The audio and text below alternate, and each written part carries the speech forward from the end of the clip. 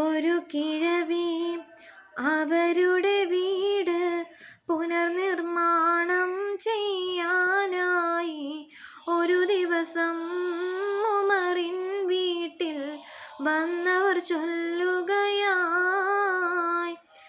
ഒരു കാര്യം ചൊല്ലു പെണ്ണെ, ഉമർ ഖലീഫ താമസമെവിടെ?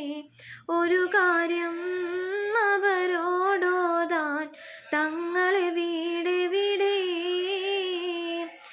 ഇത് കേട്ട് പുഞ്ചിരിയോടെ ഫാത്തിമ ചൊല്ലി, നിങ്ങളിരിക്ക്, ഇത് തന്നെ അവരുടെ വീട്, കാര്യം ചൊല്ലിടുവിൻ.